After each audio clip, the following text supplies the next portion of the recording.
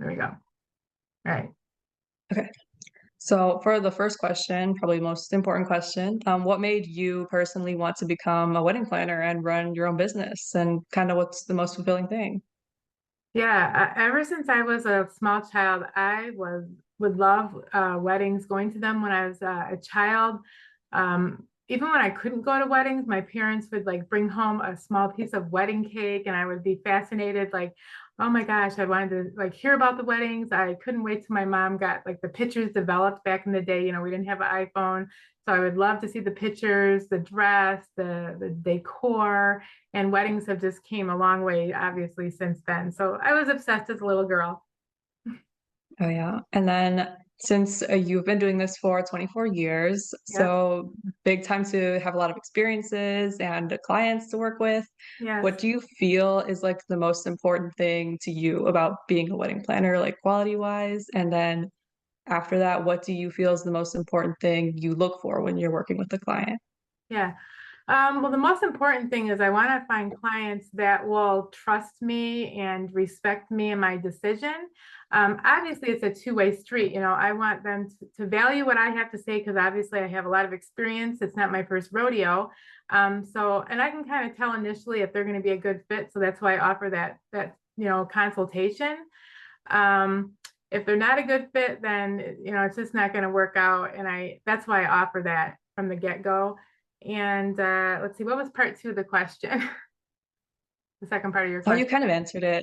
Did I? Like, Okay. what do you look for in a Yeah. client? Yeah. So when Yeah. you're having the consultation with Yeah. them, is there something specific you want like their wedding to look like, or Yeah. is there just Oh, personality wise?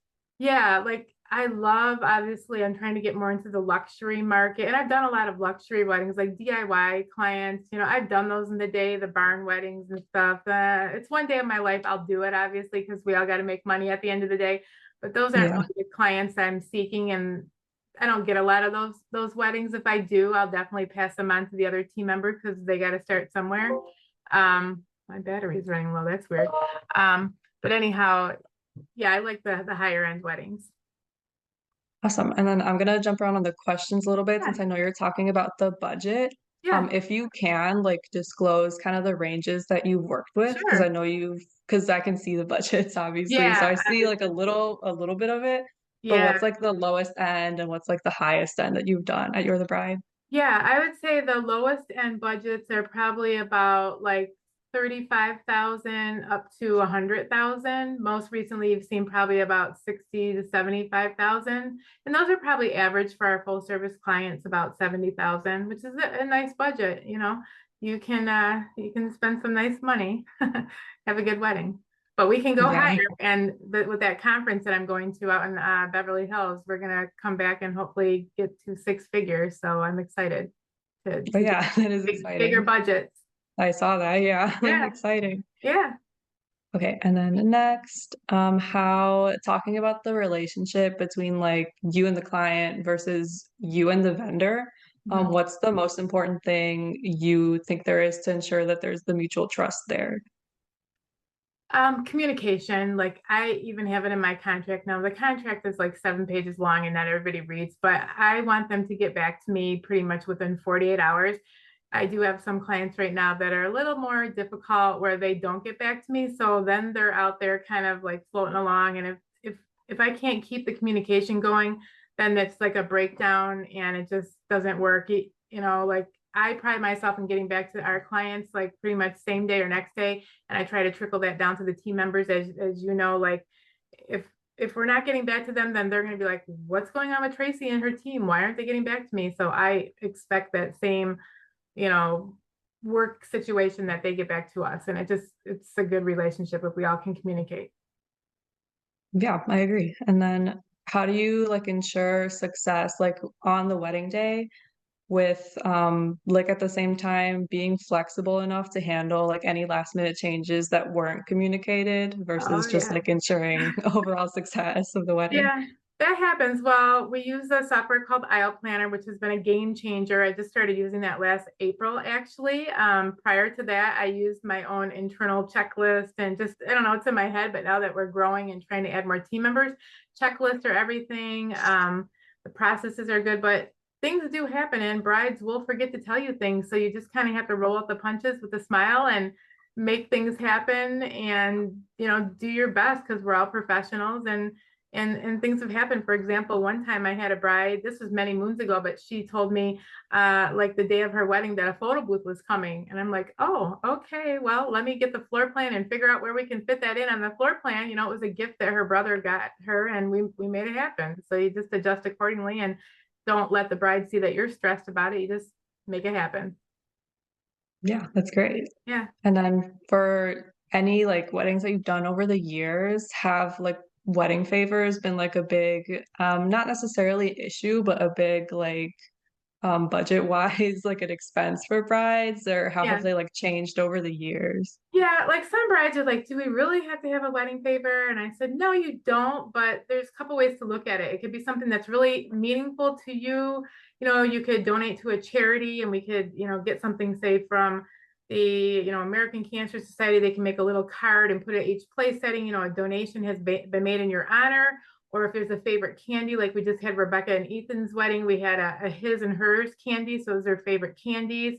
I advise against little trinkets like little beer koozies, little keychains, because nobody wants that junk at the end of the night, and it's just junk, and nobody takes it. I mean, some people will, of course, but most of the time I'm going and I'm collecting it, and then they're stuck with it at the end of the night, and they're like, oh, what are we gonna do with this? So I'm like, well, you could take it to the office on Monday, but then it hurts people's feelings, like, oh, you had the wedding, you didn't invite me, now you're giving me all your junk, on Monday. So I'm just like, if you're gonna give a favor, I would say give something edible, like some cookies or a candy or something that people like, but the little trinkets, keychains and stuff, nobody is interested in that. So I would say if you want something, do food or don't do anything at all. Yeah, that's cool. And Yeah. then have you, regarding sustainability, has anyone ever like asked specifically for something sustainable, whether it be like favors, Yeah. decorations, confetti, and have you ever like implemented them in weddings? Yeah, I've had a couple of brides, like the eco green friendly brides, and they're like very cautious about, the paper products and the earth and things like that. So we've done like some like bamboo products, like during cocktail hour, we've had like, the paper plates, but I worked with the caterer on like how the paper products are made, um, little to-go containers at the end of the night. Now, I don't have a whole lot of brides that have done something like that, but there's been like one or two over 24 years. It wasn't that popular back in the day.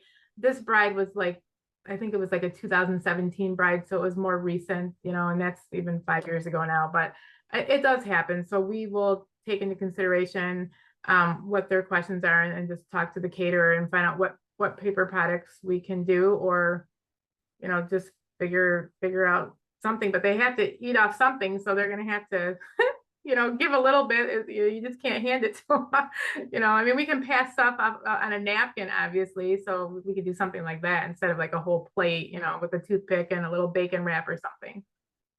Yeah, I get it. Yeah. And then with that, do you notice any difference between working with like local sustainable vendors versus like big box vendors that are kind of a bigger business? Yeah, I mean, the service I would say is different. Like when, I like working myself with the smaller, I would say more like family owned businesses. I work with a local caterer. I actually used to work for him part-time, so we've partnered on some things and I just know his team better. I trust them. I used to work there, so I know their ins and outs of, their software, their catering. The food is amazing. Not to say that the bigger boxes aren't good, but they have a lot more overhead over, cost. So then that reflects in their price point, which is more expensive. And those costs are going back to the bride and groom. So yeah, a lot of people, and I've even had clients that say, I don't want to book a higher end, say bakery or not higher end, but bigger. They want to do the mom and pop stuff, and they want to give the smaller businesses the money and keep it in the community and not the big box stuff. So, but then there's some people that are like, no, I don't mind giving it. So it just depends on the person, and you find out those things when you do consultations with them. You ask questions, and those are the things that come out in consults.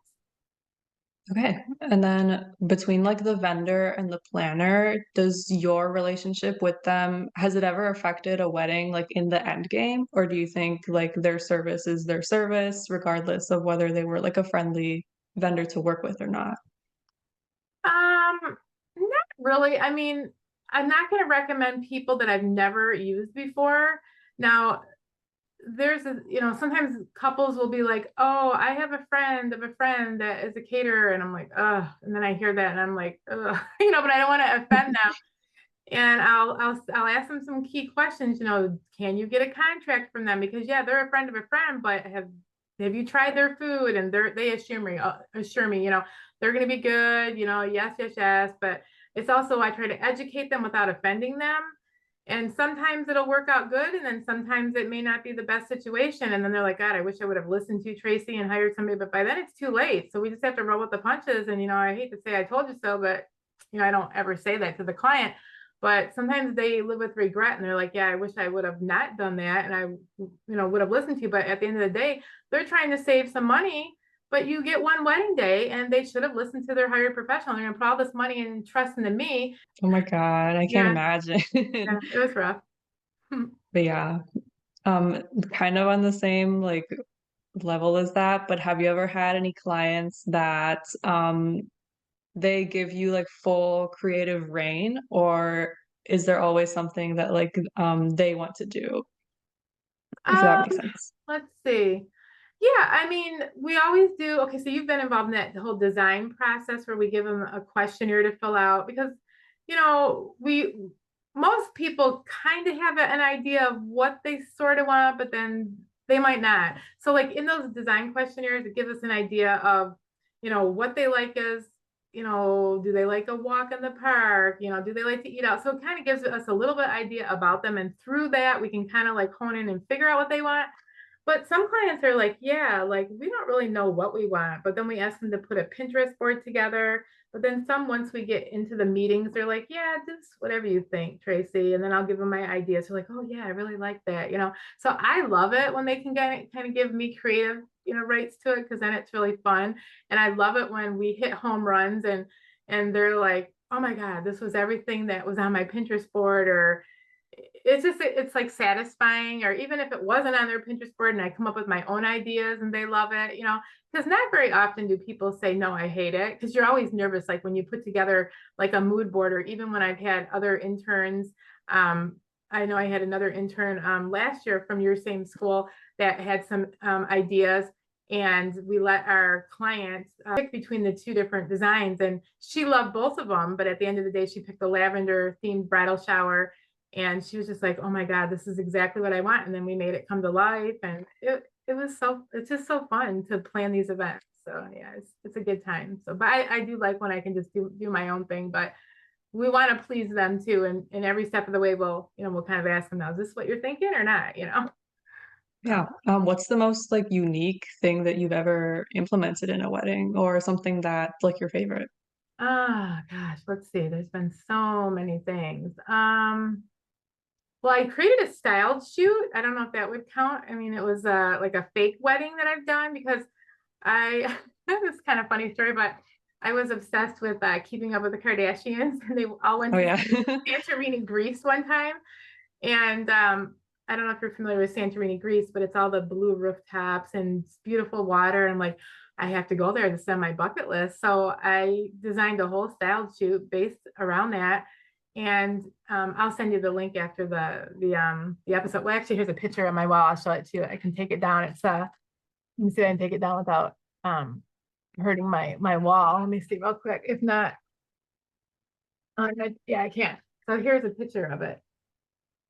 Can you Oh see it? yeah. Yeah. But I did a I like it. whole Yeah, I did a whole style shoot based on it. So this is the bride and groom that they were actually married, so they kind of looked Greek looking. And I actually had a Greek couple, but they had been asked to be in some other style shoots, so they couldn't be in it because I don't know, they were busy or something. But yeah, I had this whole shoot, and it was amazing. But the day that we did it, it was raining, it was awful. But so I basically sketched it out on paper, my vision, and hit up the vendors and created it and brought it all to life. And it was so fun. So I've done a few style shoots like that actually. they're on the website, but I like doing that. So that was pretty unique that I did that. Trying to think that there's probably been others that I just can't think of in 24 years, but that one stood out to me because I'm like, I look at it every day. It's like one of my Mhm. favorites. Yeah. Yeah, I like that. Yeah. Yeah. And then this next question is kind of more about budget. But since a wedding, like you said, it's one of a person's like biggest expenses of their life. So how often do you find yourself kind of renegotiating budgets or like making tweaks to fit clients' needs? Is that something that happens often or not as often as you would think? Uh, let's see.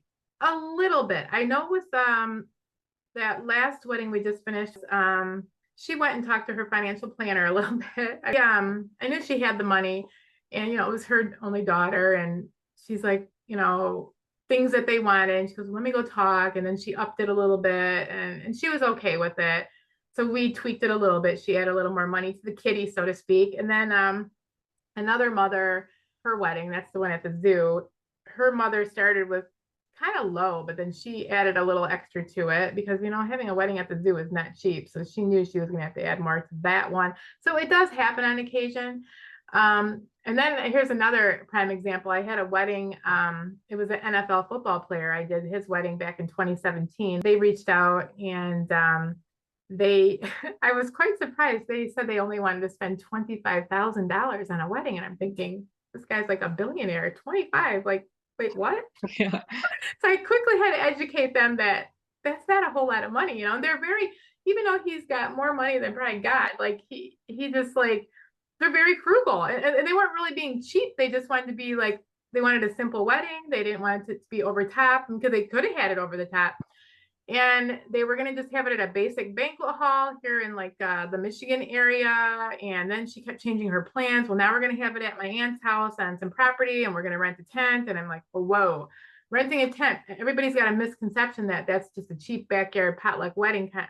Oh no, you have to bring in everything down to the salt and pepper shakers. Those tent weddings are very expensive. They grow legs because you got to have, it could be sweaty. You got to rent fans and, plan Bs and all this. So anyhow, their budget, we ended up partnering with that caterer that I was telling you about, my good friend Josh, and their budget alone ended up just for catering, because we have to bring a whole kitchen in. Like Josh had to do a catering kitchen tent, bar and food, and we had because he was a football player, so we ended up having a lot of creative um, control over that, because once they met us together, they were like, oh my God, we want it, we want it, we want it. So then at that point, money was not a big deal. They're like, yeah, let's do that. So we had a whole cocktail hour that was like a football like touchdown theme, and we had brought all these like little cute like paper products in to like serve the appetizers on. And that budget alone for food and beverage was like 30,000 just for that, to feed the people and to build the kitchen and bring a stove in to a piece of property that didn't have a kitchen. Okay. So their wedding altogether probably was upwards of like 55, 60 then. So it grew crazy, and they were fine because they had the money. It was not a big deal. Yeah, I bet. Yeah, And it was quite fun. yeah, that's nice. Yeah, This one, it wasn't on the document, but you talking had me just thinking about it. sure. How I know I usually get the leads through like the Knot I see a lot, the Yeah. Wedding Pro one. Do Yep. you usually obtain clients from websites like that, or have you noticed it's more like word of mouth? Yeah, I would say it is a mix of both. So the Knot and Wedding Wire through WebPro, they just changed the umbrella. That's paid advertising. So, it's expensive, but if I book just one coordination, it pretty much pays for the whole year. So that's good. But I do get a lot of referrals from St. John's Resort from Linda over there, which she just texted me last night, and she said, hey, um, which I already knew this because she told me last year she refers me a ton of weddings. That's how I get all those weddings. But she also texted me this morning. She was like, I want to let you know this season I'm going to be referring you all my clients. So I know I'm going to be booking more. So I'm Wow. like, awesome. So I said, Yay. that's wonderful. And she got to meet Jasmine and Luana. And I said, that's great. I go, I'll be taking on, obviously the clients that want to do design and all that. It'll still be me, but I'm going to be trickling down so they can do lead, because I'm trying to grow. And but I do trust them, and she thought they were a really good team players, and they did a great job. So I said, so I'm going to be putting them in charge. It may not always be me, or maybe I'll have one there and they'll have one in a different room. You just never know. But I advertised through that, through the net, stuff through Linda. There's a banquet hall called Fox Hills in Plymouth. They refer me. And then just like word of mouth stuff coming in through Google, search engine stuff, Instagram, my blog. That's why it's important to keep up with all the social media stuff, because I do get stuff off there, and just like past client referrals. Yeah, it comes from everywhere, really. I'm very lucky. Yeah. Yeah. Okay. And then a final question, and Yeah. then you get to go and have Okay. your little Good buffer one. between. But my final question is there anything else that you believe I should know about you, your business, or the wedding planning industry in general as it relates to like trusting creation or like consumerism? Oh, wow. That's a loaded question. Yeah. There's so much that, I mean, the wedding industry, I'd swear it's like it's constantly evolving, constantly changing. I mean, there's so much to learn about it, and I just want to keep like going to the conferences and learning, and that way I can bring ideas and things back to the team. Um, oh boy, I'm not sure exactly how to answer that one. I can narrow it down if Yeah, it would yeah, help. yeah, because it's so broad. Like, Right. I think, is there anything you believe, I guess I could phrase it, is there anything you think I should know about the wedding industry and how it's changed over the years that you've been a wedding planner? Like, is there something different that you've noticed from when you started compared to now, like in terms of how receptions are handled, how like vendor relationships are handled, stuff like that? okay, that's a good, yeah, yeah. Well, I think now the couples are paying actually a lot more of the budgets than, I mean, every family's different. Like, say with Rebecca and Ethan, they're young, they're 21 years old, they don't have any money, so mom paid for the wedding. But a lot of my couples are young professionals, they're paying a portion, where mom and dad, they're retired, they don't have a lot of money, they don't want to dip into their retirement to pay for their kids' wedding. Some will kick in portions of it, but couples are paying their own weddings. Um, as far as like the trends, like I've seen the trends change, the babies, things are coming back though. And I'm not happy about this trend that I found out yesterday. I was like, wait, what? So I was a bride in 1997. I'm divorced, but the little cameras, disposable throwaway cameras, were popular circa 1997 at my wedding. I had to have them. Those are coming back now. I'm like, why? Those are the worst thing ever, because what happens is the guests get drunk, they go around, they start taking butt pictures and all these stupid pictures, and nobody's really into developing like those film, and because everybody's got the iPhone now. But they said that's making a comeback. I'm like, no, I don't get it. And then as planners, we're sick of like mason jars and burlap, but that is sort of still around, because if you have a barn wedding, brides love barn weddings. I hate barn weddings. Like I said, I've done them. So there's some trends that will always be here, but it's not my jam. But like I said, I'll do it. I'll be happy for one day if that's what the bride wants to do. If she's paying me, I'll be happy, and she won't know that I hate it. Yeah. The more lush stuff, it's just that's what I gravitate towards. Yeah, I don't know if that's what you were looking for, but Kind of the other part of the question yeah, is how do you see your business kind of growing into the changing wedding industry yeah, and like your goals and stuff? yeah. Oh, my goals are definitely, like I said, to scale and to just keep adding, obviously more weddings, and to do that, obviously advertising, marketing, brand awareness, which helps with the social media, and you're putting great stuff out there, Isela. The other team members are making great things in Canva, so I really appreciate that. I can't do it myself, and just like getting the right clients and growing the team so I can have more associate planners that work with me, alongside me. So, we can all make more money in the long run, and just because I think You're the Bride can just keep going, and after I'm gone. I wish I had a daughter that I could pass it along to, but maybe all of you are sort of my daughters, my pseudo daughters, and you can take over the company someday. And like, I'll always love my company until the day that I'm no longer here. And that's why I love my company, and I have so many goals, even more than I've even expressed in some of the team meetings. I have other things in the works, that I haven't even revealed yet, but I can't take my vision and put it out there by myself. So that's why I need good people like you and the other ladies to help me get to that vision. And I'm so excited that you're staying on, Jasmine's staying on, Luana's here, and I know I'll add more people. So I'm just excited to see what the future brings. It's going to be exciting. So thank you. Yeah, thank you. And I Yeah. wanted to let you know that part of the reason I did want to stay on is because I could see like your passion Uh, for the company and for the industry in general, and that kind of inspired me to like stay on and help the business Awesome. grow as well. So Thank I'm happy you. about that. And Good. Good. I'm happy that you spent the time with me. To be honest, this is Yeah. very helpful. I'm So honored. Thank you. yeah, I'm gonna thank you for recording this too. So Yeah. just to let you know, I'm not like gonna release this recording to anyone else. It's not part of the project. It's Okay, literally just NBC. for me. Yeah, just because I know you were concerned about like the names, but they're staying Yeah. confidential. So Yeah, no of worries course. about that. Okay. And if you want to Okay. see the project, I'll probably share it with you when it's done Yeah. anyways. But yeah, Yeah, thank I'd you love so much to. for your time. Yeah, that would be amazing. Okay, well, good luck, and I'm sure you'll knock it out of the park and get an A like everything you do. Yeah, thank you. Awesome. Thank you. Okay. All right. Thank you for your time, and I'll Yeah. see you Have a soon. nice night. Okay. Bye. Okay, and then I'll send this to you after it uploads or whatever. Okay. Yes. All right. Let me Yes, finish thank you. that. Yep, no problem. Let's see. I guess just end and we should be good.